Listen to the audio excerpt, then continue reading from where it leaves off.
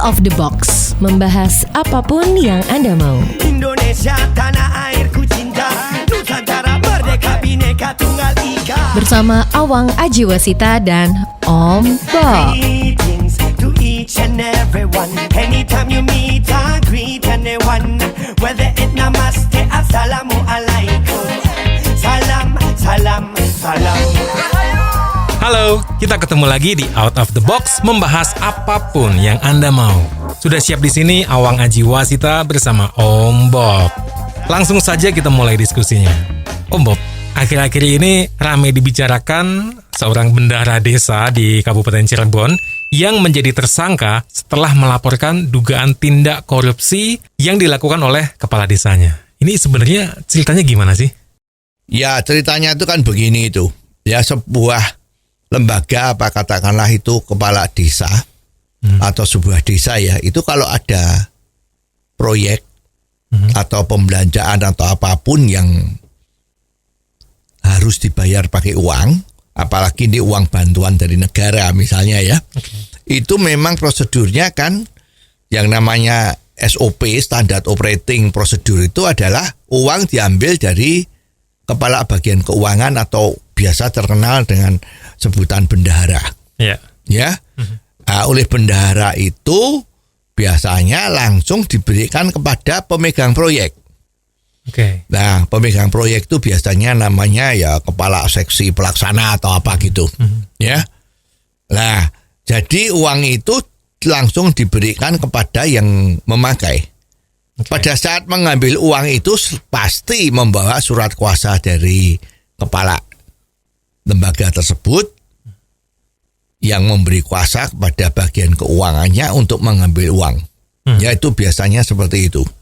Lah kali ini Nur Hayati yang kebetulan menjabat sebagai kepala bagian keuangan tadi itu, dia itu tidak diberikan kepada kepala seksi pelaksana, tapi dia langsung diberikan kepada kepala desanya. Oke. Ya, jadi ini kita tidak mendapat info apakah kemudian kepala desanya itu memberikan uangnya kepada kepala seksi pelaksana tadi. Ya, nah, kalau mestinya itu diberikan, ya mestinya kasus ini nggak akan muncul. Karena semua berjalan dengan lancar kan. Betul. Tagihannya dibayarkan. Nah, sekarang kemungkinan karena uangnya itu tidak tahu di mana, kemungkinan seksi pelaksana tadi itu mendapat tagihan-tagihan terus dari supplier. Nah, kemudian mestinya beliau juga menjadi penyanyi kan. Penyanyinya merdu. Ini gimana? Ini kok uangnya belum turun lah dan sebagainya dan sebagainya. Selalu jalurnya yang ditanyakan kan mesti ke bendahara atau kepala bagian keuangannya itu. Bu, ini gimana? Uangnya kok belum masuk. Nah, kalau dari kronologisnya itu kan ada kejadian Nur Hayati tadi itu memberikan uang langsung kepada kepala desanya itu sudah berlangsung lama. Kalau tidak salah selama 3 tahun itu telah berbuat seperti ini. Dan totalnya itu kurang lebih ada 800 juta rupiah. Wow. Dan kejadiannya itu kan kalau nggak salah itu ada 6 atau 8 kali ya pemberian uang ini. Karena kemungkinan Nur Hayati ini kan didesak terus sama kepala seksi pelaksana itu. Kok uangnya nggak turun-turun terus lah, mungkin lama-lama kan ya kupingnya nggak enak ya. Misalnya setiap ketemu mana uangnya gitu kan nggak kuat. Ya, padahal sama Nur Hayati ini udah diberikan kepada kepala desanya. Nah, lama-lama ini kan nggak kuat, stres kan. Tiap hari ya agar ketemu mesti ditanyain mana uangnya kok belum turun. Siapa tahu itu kepala seksi pelaksana itu udah dapat bocoran dari kas negara itu kalau uangnya sudah diturunkan. Ya, lah akhirnya ibu kita Nur Hayati ini mungkin nggak kuat, maka dia lapor ke kepolisian. Ya, bahwa ini telah terjadi ya semacam boleh dikatakanlah semacam korupsi yang dilakukan oleh kepala desanya dalam kaitannya uang yang sudah diberikan kepada Nur Hayati tadi itu sebagai bendahara, tapi kok tidak nyampe sama yang bersangkutan. Ya, ini kan jadi geger nih. Ya, kepala bagian keuangan melaporkan atasannya telah terjadi korupsi. Itu setelah dilaporkan apa yang terjadi, Om Bob?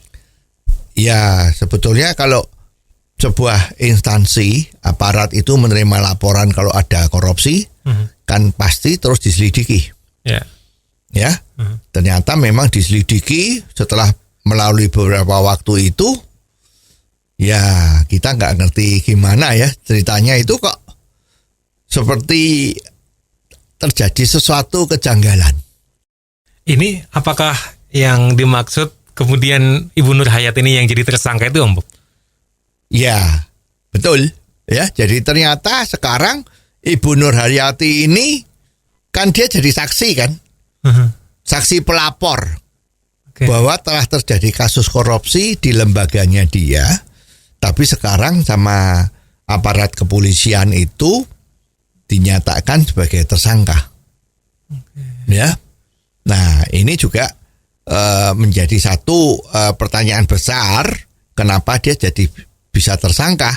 Ya, ternyata pasal yang dikenakan aparat kepada Nur Hayati itu adalah ada beberapa pasal di dalam peraturan untuk memberantas korupsi itu kan ada yang mengatakan bagi siapa yang membantu orang untuk memperkaya dirinya itu juga termasuk terlibat di dalam kasus korupsi ini. Lah Nur Hayati ini dianggap sesuai dengan pasal tersebut. Oke. Karena mestinya uangnya dibayarkan kepada seksi pelaksana. Kenapa uangnya diberikan kepada kepala desa? Nah, ini dianggap bahwa dia itu membantu memperkaya kepala desanya ini. Walaupun kenyataannya uang itu kemungkinan ya mungkin nggak dibagi sama Nur Hayati, ya mungkin dimiliki sendiri oleh kepala desanya. Kemungkinan seperti itu. Nah, tapi karena dia itu dianggap membantu kepala desanya tadi itu di dalam rangka memperkaya kepala desanya itu sendiri, maka dianggap bahwa dia telah membantu. Nah, ini konyol. Ya, konyol kan? Dia melaporkan bahwa telah terjadi korupsi ini karena uang yang seharusnya buat membayar sesuatu kok tidak dibayar-bayarkan. Sekarang malah dia jadikan tersangka. Ya, salah satu tersangka. Kalau mungkin yang korupsi bukan dia, tapi dia dianggap membantu. Sedangkan kepala desanya itu sendiri sampai hari ini kita belum tahu apakah dia sudah dijadikan tersangka atau belum. Tapi yang muncul di media-media baik konvensional maupun sosmed itu bahwa Ibu Nur Hayati ini yang dijadikan tersangka. Ya, maka orang-orang lembaga bantuan hukum atau orang-orang yang anti korupsi, lembaga-lembaga anti korupsi itu pada teriak-teriak dan memberi bantuan kepada Ibu Nur Hayati. Ya, dia saksi itu kan susah loh. Orang tuh mau jadi saksi melaporkan itu kan susah sekali dan harusnya itu mendapat bintang penghargaan nih. Bukan bintang 7 ya. Ya, harusnya mendapat penghargaan bahwa ini orang yang militan. Ya, sepanjang nanti terbukti kalau memang dia jangan ikut kong kali kong korupsi. Ya, kalau kong kali kong ikut korupsi itu kan seperti kemarin yang rame itu, maling teriak maling nih, gitu kan. Ya, jadi nggak bisa seperti itu. Tapi apakah ini nanti berakibat banyaknya orang yang semakin takut untuk melapor ya, Bob? Ya jelas. Kalau itu. Ya, karena kalau ini kasus ini betul-betul nanti Nur Hayati itu jadi tersangka. dan malah masuk penjara. Sedangkan nanti kepala desanya itu malah bebas merdeka, dianggap tidak ada korupsinya. Ya nanti lama kelamaan dan bahkan tidak dalam waktu yang lama, dalam waktu yang singkat ini pasti akan terjadi tiba-tiba kotak-kotak laporan atau WA, SMS, teks itu tidak ada yang masuk lagi yang melaporkan kalau ada situasi-situasi yang nggak bagus. Nggak ada yang berani. Ya karena memang ada contohnya. Jadi pelapor, saksi pelapor malah jadi terdakwa. Malah jadi tersangka. Ini memang nggak boleh. Ya bahkan kemarin kan kita lihat itu dari lembaga yang dari Jakarta yang datang ke Cirebon. Ini kejadiannya di Cirebon ya. Yes. Itu bahwa dia mengatakan kalau nggak salah itu dari ombudsman ya, kalau nggak salah ya, itu mengatakan bila perlu, kalau memang ini diancam jiwanya akan dilakukan action perlindungan saksi. Ya bagus. Kalau memang ini terjadi bagus, tapi ya jangan cuman omong doang. Ya karena kasus saksi jadi tertuduh atau tersangka ini kan kelihatannya nggak cuma satu ini ya, masih ada juga beberapa gitu kan. Nah ini yang jadi repot. Oke. Lalu gimana ya caranya supaya kita melaporkan tapi tetap aman gitu? Ya kalau sepanjang dari aparat dari pemerintah itu belum bisa menunjukkan teknik-teknik atau bukti-bukti terjadinya perlindungan terhadap saksi, maka terus terang memang orang kalau mau jadi pelapor satu tindakan yang tidak baik oleh aparat misalnya atau atasannya atau pejabat tertentu, ini memang membahayakan yang lapor. Itu apa ada contohnya ya? Ya, kalau kita bicara kemarin kejadian pandemi itu, ya Jakarta waktu itu kan terjadi bintang 3, bintang 3, level 3, level 4, ya. Itu kan dihimbau, jadi semacam itu kan ada acara yang namanya semi lockdown atau lockdown terbatas, lockdown wilayah, ya, di mana betul-betul ditekankan tidak boleh ada kumpul-kumpul, ya, harus di rumah, tidak boleh bepergian, tidak boleh berkumpul karena memang pandemi COVID-19 ini kan ditularkan lewat droplets. Orang kalau ngomong-ngomong itu terjadi pertukaran napas tadi itu kan menjadi tertular oleh COVID-19 ini. Ya. Nah, kita kan pernah ada itu terjadi di Jakarta. Itu ternyata pada malam hari itu kan ceritanya itu kan ada ronda-ronda agar supaya orang-orang di luar daerah itu nggak boleh masuk daerahnya. Kan namanya juga lockdown terbatas, lockdown lokal, gitu kan. Memang banyak yang jaga, ya. Tetapi ternyata yang jaga itu rame-rame malah kumpul-kumpul. Ya 10 orang, 20, 15 orang tuh kumpul-kumpul, ya banyak ngobrolnya macam-macam. Lah ada tetangga yang di sana itu yang tahu, lah ini kok kumpul-kumpul terus. Kalau kumpul-kumpul kan bisa virus-virus tadi itu bertebaran dan menulari banyak orang. Ya pada saat itu himbauan-himbauan dari pemerintah itu kan bagi yang menemuin hal-hal yang tidak sesuai dengan aturan diharap lapor pakai WA nomor sekian.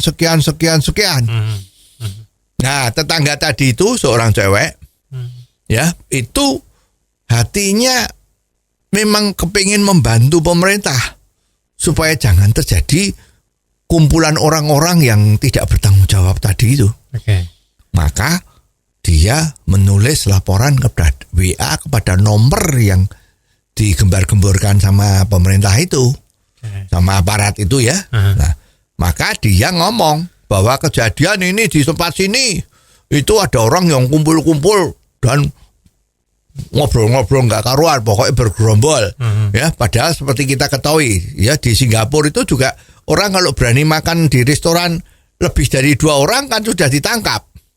Ya, bahaya itu, memang nggak boleh kumpulan. Nah, apa yang terjadi? Ya, memang dalam waktu tidak terlalu lama itu memang ada aparat yang datang, yaitu dibubarkan. Ya. Tapi apa yang terjadi besok paginya? Ada beberapa orang yang di sana yang kemarin malam kumpul-kumpul itu mendatangin si cewek tadi itu. Loh, kemarin kamu lapor ya? Kalau kita lagi kumpul-kumpul di sini. Kok dia bisa tahu?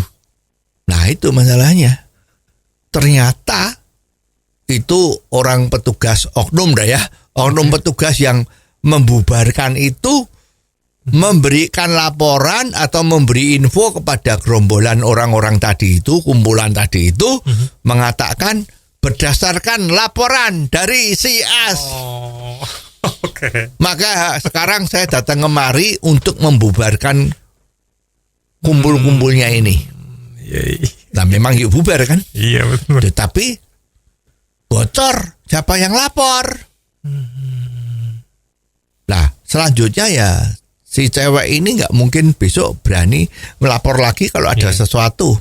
Betul. Pengalaman dia menjadi trauma. Betul. Ya kan? Dan orang-orang sekumpulan itu menjadi tidak suka sama dia. Wah, ini kalau bahasa Jawanya itu kan tumbak cucuan. Nggak bisa. Itu contoh yang kecil. Belum nanti yang namanya kemarin yang suka di expose itu kan bilang whistleblower, yaitu orang yang terlibat dalam situasi atau terlibat dalam kasus kriminal atau korupsi, tapi karena melibatkan banyak orang maka dia menjadi whistleblower, artinya tukang semprit peluit kan. Artinya juga sebetulnya dia nyanyi. Siapa aja yang terlibat, si A dia begini, si B begini, si C begini ya.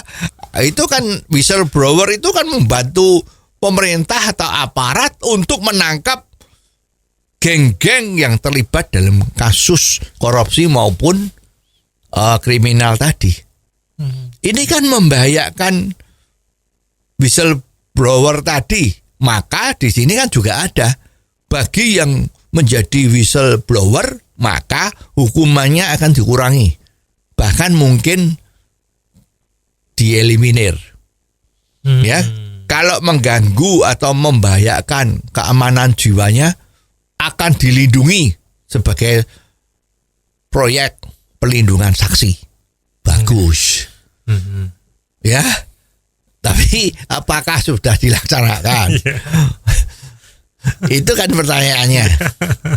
Kalau tentang perlindungan saksi itu, apakah emang benar-benar ada yang memang berjalan dengan baik itu di luar negeri mungkin?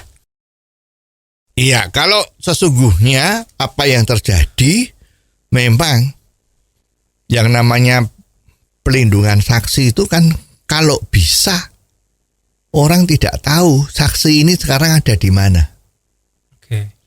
Nah, dan ini kalau memang terjadi, ya siapapun tidak akan tahu orang itu ada atau tidak. Caranya? Lah, memang nggak tahu. Wong dirahasiakan. Semua orang tidak tahu dia ada di mana. Yang tahu mungkin cuma 1 atau 2 orang saja pejabat yang berwenang itu, yang untuk memberi perlindungan saksi. Yang memberi perlindungan ini aja kalau ditanyain dia nggak bisa jawab, tidak boleh jawab. Nah, kasusnya ini kan seperti kita tahu ada sebuah film yang sangat bagus. Ini bicara khusus perlindungan saksi. Ya, ada satu situasi terjadinya kriminal, biasanya urusannya gede nih, mafia lah gitu kan. Nah, ini ada tangan kanannya mafia yang mungkin sakit hati atau pernah diperes atau gimana, dia akhirnya memberikan bocoran ya supaya mafia ini bisa dihancurkan, tapi dia takut kalau kena sama mafia yang lain. Ya, antar mafia itu kan solidaritasnya kan juga tinggi. Ya, kalau ada yang kepingin membubarkan mafia yang satu, mafia yang kedua itu biasanya juga ancang-ancang, jangan-jangan nanti saya juga dibubarkan. Makanya ya sesama biskota kan nggak boleh saling mendahului ya, jadi mereka saling melindungi. Nah, maka saksi yang kunci tadi itu seperti kita lihat di luar negeri itu kan, saksi itu sebelum masuk di dalam pengadilan itu kan sudah dilindungi. Ya, karena kalau ada situasi, ada tuntutan kriminal itu nggak ada saksinya kan nggak bisa jalan. Ya, mana saksinya? Kan nggak ada saksi. Kan pengadilan itu kan juga harus cari yang objektif. Seperti sekarang nih di Indonesia ini, kalau KPK mau nangkep orang itu kan harus ada dua bukti yang sah baru bisa ditangkap. Nah, ini kalau di pengadilan kriminal itu harus ada saksi. Kalau nggak ada saksinya ya pengadilan itu nggak bisa jalan. Maka saksi-saksi ini sangat penting, dilindungi betul. Ya, sebelum sidang dilakukan dia diungsikan, mungkin di rumahnya pejabat, mungkin di mana, apa di hotel, di hotel kamar penthouse mungkin ya, macam-macam lah pokoknya, supaya aman betul-betul dan tidak ada orang yang tahu. Tiba-tiba pada saat sidang pengadilan, nah dia datang dikawal dengan polisi atau detektif ya, atau tentara, jadi sama sekali aman, tidak akan ada gangguan macam-macam, bahkan sangat kecil kemungkinan untuk bisa dibunuh ya, karena kalau sudah urusannya besar itu kan bisa aja terjadi bunuh-membunuh. Betul. Ya. Nah, di tempat kita ini kan juga ada itu yang dibunuh-bunuh supaya tidak bisa jadi saksi, kan ada juga itu ya. Nah, sekarang setelah pengadilan selesai dan ternyata si mafia itu masuk penjara betul, atau dihukum gantung atau diumur hidup atau dihukum mati ya, itu sang saksi yang luar biasa ini yang sangat penting ini kan takut. Maka dia sebelum mengaku, sebelum berani memberikan kesaksian di depan pengadilan, dia diberi janji sama aparat bahwa kamu akan saya perlakukan dengan undang-undang perlindungan saksi, supaya kamu aman dan tidak ada orang yang tahu. Itu wujudnya kayak apa, Om Bob? Ya, itu salah satunya begini. Oke, seandainya kamu mau jadi saksi dan urusan ini menjadi selesai, karena dia saksi kunci, maka kamu akan saya amankan sampai betul-betul aman. Kita lihat seru ini. Namanya diganti. Ya. Terus dia dikasih paspor baru yang bukan nama dia yang lama. Ya, terus dia nomor rekening bank dibukain semua pakai nama baru semua. Jadi jejak-jejaknya dia sebagai orang yang lama itu hilang semua. Ya, dan dia dipindahkan dari wilayah. Bisa saja dipindahkan ke luar negeri. Ya, kehidupannya dijamin sama keluarganya, ya, semua dijamin sama pemerintah. Identitasnya diganti. Ya, bila perlu dilakukan operasi plastik. Kalau dulu rambutnya banyak, sekarang jadi botak, misalnya seperti itu. Kalau matanya itu dulu misalnya kurang lebar, ya sekarang dilebarkan, misalnya begitu. Nah, supaya identitasnya dia jadi hilang. Itu yang dilakukan. Nah, kalau sampai apa yang dijanjikan oleh pemerintah itu bisa terlaksana seperti ini, ya jangan malah ada saksi sudah ngomong malah dibuka ini siapa yang ngomong, ya itu kan seperti itu kan masih seperti anak kecil ya. Nah, harusnya kan nggak boleh seperti itu. Nah, sepanjang ini pemerintah tuh bisa memberikan bukti bahwa dia betul-betul melindungi saksi pelapor, nah saya kira yang mulai lapor tuh akan banyak. Ya, sekarang kan you lihat tuh. Ada ketentuan bahwa bagi siapa yang tahu ada pelanggaran lalu lintas saja deh. Ya, maka diharapkan lapor kepada ini, nomornya ini. Nggak ada yang lapor. Ya. Bagi orang-orang yang tahu, orang-orang yang kena COVID, ya, kan kalau kena COVID kan harus di isolasi. Wah, itu yang lapor juga sedikit. Ya. Relatif tidak ada. Karena kalau lapor nanti orangnya tahu yang lapor saya repot. Ya, padahal saya tetangga baik sama dia, nanti dia jadi nggak suka sama saya. Itu banyak sekali. Ya, terus juga sekarang ini yang sedang digembar-gembor ke korupsi. Ya, korupsi itu paling bagus kan terjadi pengawasan internal. Ya, karena internal kan yang ngerti dalamnya. Nah, itu bagi orang-orang dalam satu lembaga tertentu yang mengetahui bahwa di dalam lembaganya itu terjadi korupsi, harap lapor kepada nomornya ini. Ternyata ya nggak ada yang lapor. Ya, jadi nggak ada yang lapor. Nah, kalau udah nggak ada lapor kan bisa tepuk dada. Ternyata tidak ada korupsi. Wah, gitu kan? Ada yang lapor, misalnya begitu. Ya, jadi sebetulnya ini sangat penting ya, perlindungan saksi itu sangat penting. Tapi ada fenomena yang cukup menarik Om Bob, karena banyak yang berpikir daripada lapor mending diupload aja di sosial media, diviralkan aja supaya lebih jelas, supaya kebuka dan akan ada penanganan gitu. Menurut Om Bob gimana? Ya, itu bagus. Memang sekarang media sosial itu setiap orang kan bisa jadi jurnalis. Iya.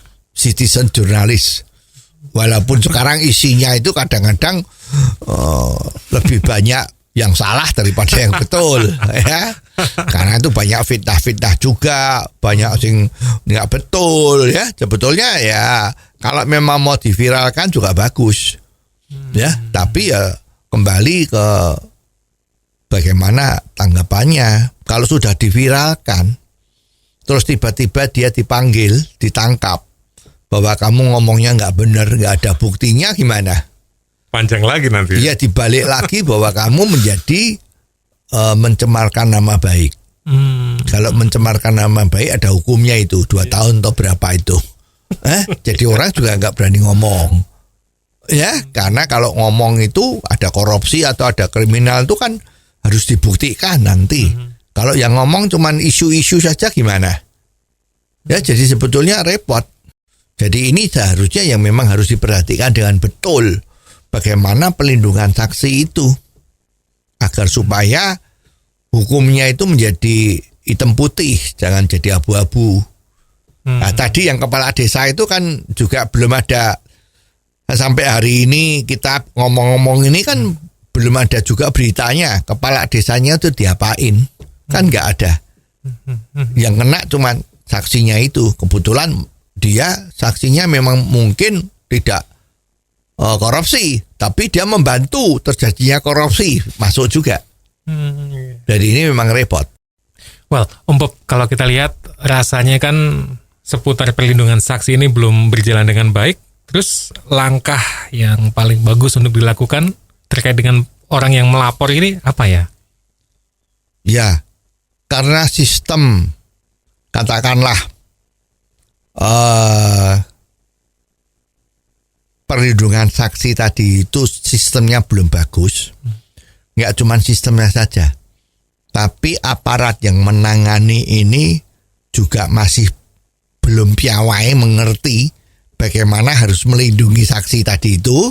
Terbukti kan tadi itu waktu kasusnya kumpul-kumpulnya orang itu kan ngomong, menurut laporan ini kamu saya bubarkan. Nah, itu kan sebetulnya pengetahuan dasar dari seorang pejabat aparat yang fundamental untuk melindungi saksi. Yang paling sederhana adalah itu.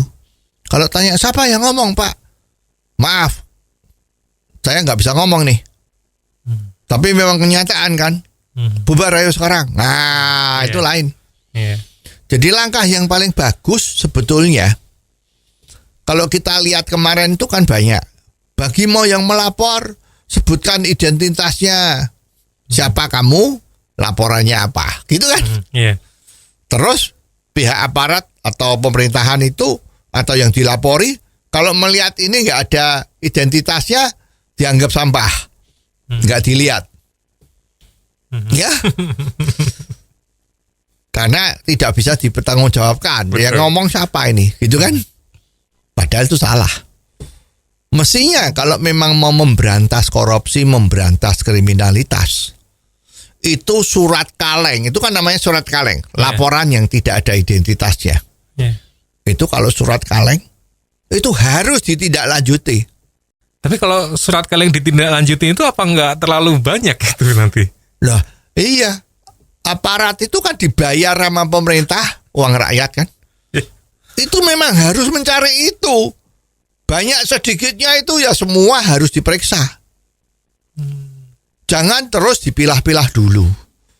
Wah, ini tidak mungkin. Jangan-jangan yang milah-milah tadi itu terlibat KKN dengan yang dilaporkan itu. Maka bilang ini tidak mungkin. Nggak bisa. Ya, ini harus tim misalnya. Timnya 3 orang atau 7 orang. Kalau ada laporan surat kaleng, itu ya bongkar. Langsung dibikin list, ini periksa. Makin banyak surat kalengnya, makin bagus. Dan orang yang berbuat kriminal maupun korupsi takut karena dia nggak tahu yang lapor siapa. Iya betul. Ya, jadi yang lapor invisible, nggak kelihatan. Ya, jadi orang yang lapor lebih seneng. Oke, buat Om Bob. Tapi apakah itu memungkinkan ya? Soalnya kan kalau kita akan ngirim, otomatis nomor handphone kita sudah terkirim, sudah ketahuan nomor handphone itu punya siapa, ada datanya juga. Terus gimana dong? Iya, memang kemarin tuh kan setiap provider itu satu KTP hanya boleh punya 3 nomor, tidak boleh banyak, ya. Dan memang terdaftar baik prabayar maupun pasca bayar tuh terdaftar semua. Ya itu memang langkah dari pemerintah bagus supaya handphone itu jangan disalahgunakan. Ya, buat orang meres tuh kalau ketahuan kan jadi nggak jadi meres. Ya. Buat janji-janji merampok itu kalau ketahuan kan, loh ini berarti ada rencana ini kan, ketahuan siapa. Nah, dulu waktu tidak usah diregistrasi pakai KTP itu kan tidak tahu ini siapa. Betul. Itu memang jalan yang bagus. Nah, sekarang bagaimana kalau mau membuat laporan anonim, ya, tanpa nama, tanpa identitas yang aman? Ya kan kita masih punya pos kan, kantor pos.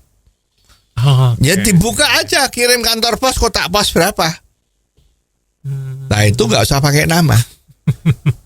Ya pinter-pinter kalau mau aman. Misalnya sekarang kita tinggalnya di Jakarta, kita ada sesuatu yang nggak bener itu mau lapor, ya kirimnya jangan dari Jakarta dong. Kalau kita pas iseng-iseng pergi ke Bandung, kirim dari Bandung, kantor pos Bandung. Kalau kantor pos itu kalau ada kiriman sampul yang ada perangkonya kan di dok, kelihatan Bandung dok. Nah, sekarang misalnya ini terjadi tindakan yang nggak benar di kantor di Jakarta, yang lapor orang-orang yang di dalam kantor itu, tapi doknya Bandung, kan orang nggak tahu. Betul, ya. Nah ini jadi justru yang tidak ada identitas itu yang harus ditindaklanjuti. Jangan laporan harus pakai identitas yang lengkap. Nah ya siapa yang mau lapor, nanti lapornya memuji-muji. Wah bagus, lembaga ini bagus terus karena memang tahu identitasnya. Tapi kalau itu isinya nanti fitnah semua, terus gimana dong? Maksudnya dalamnya hoak gitu ya? Nggak bener gitu. Iya itu risikonya. Itu risikonya dari petugas yang untuk menyelidiki. Ya memang harus diselidiki, kan tadi dibayar, itu kerja dibayar untuk menyelidiki, bukan menyortir mana yang boleh diselidiki, mana yang tidak. Tapi kan ada pameo ini, kan tidak ada asap kalau tidak ada yang terbakar. Iya.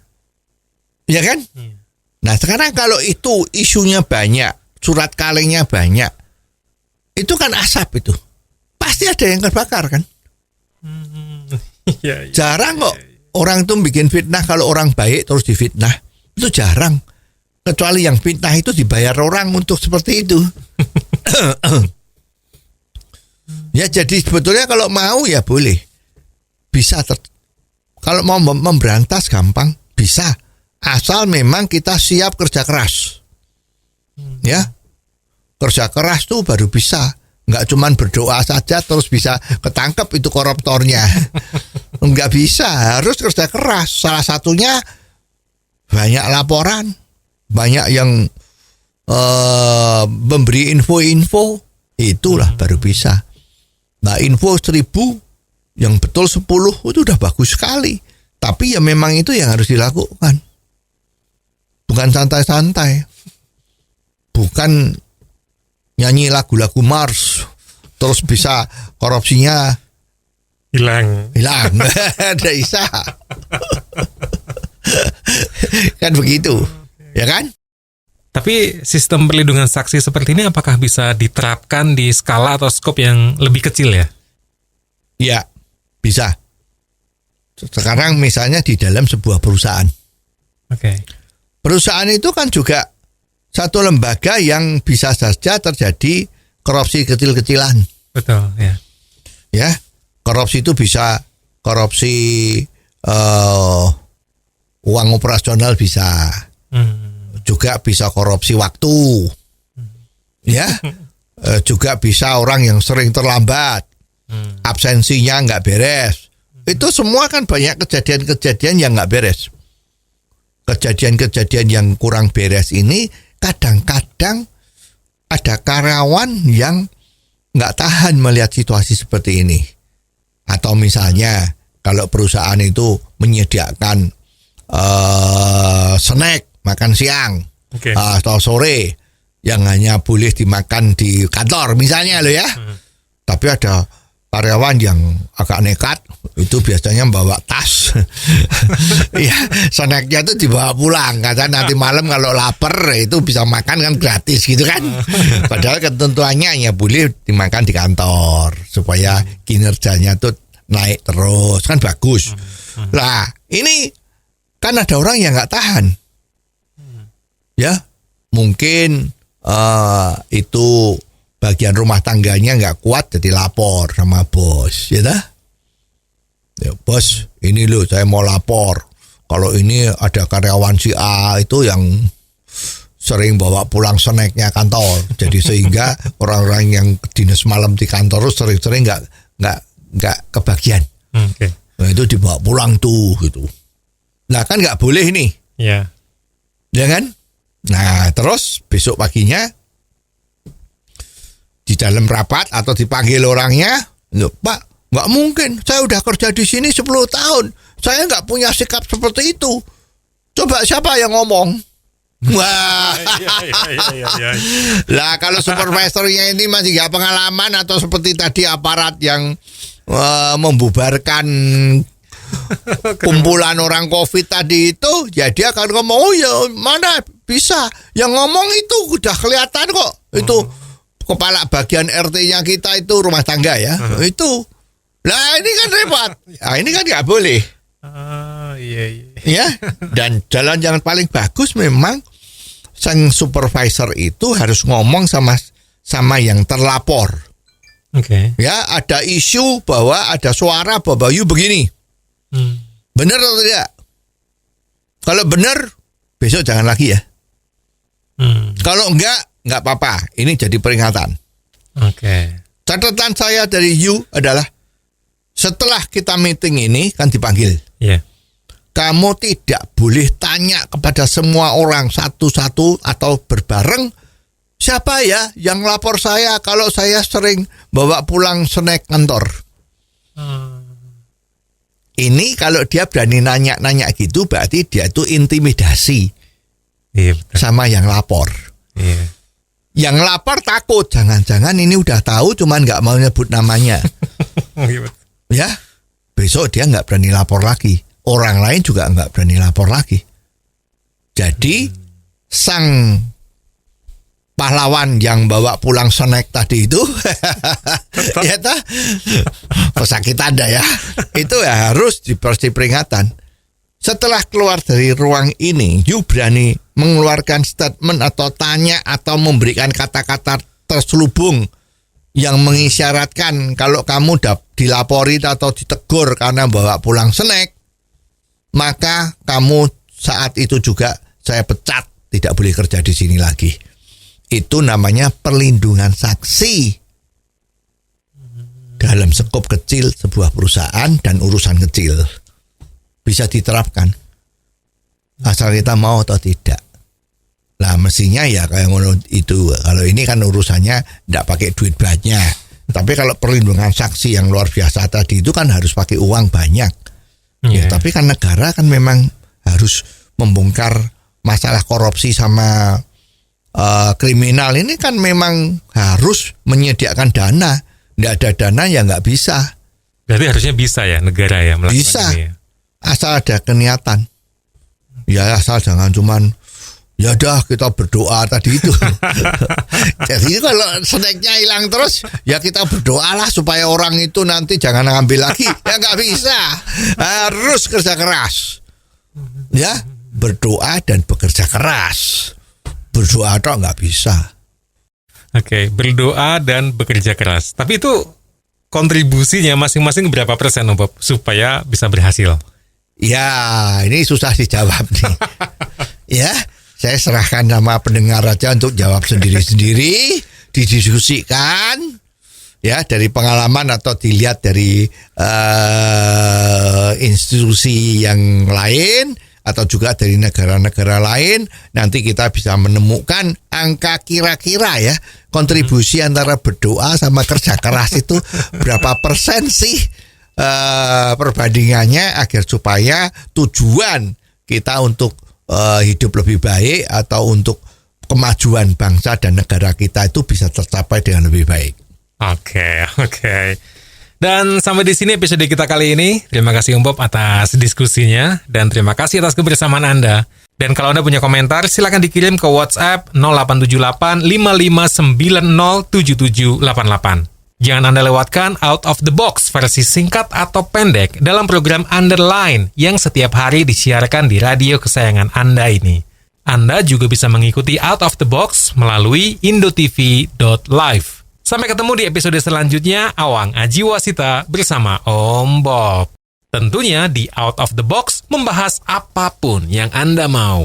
Out of the Box, membahas apapun yang Anda mau.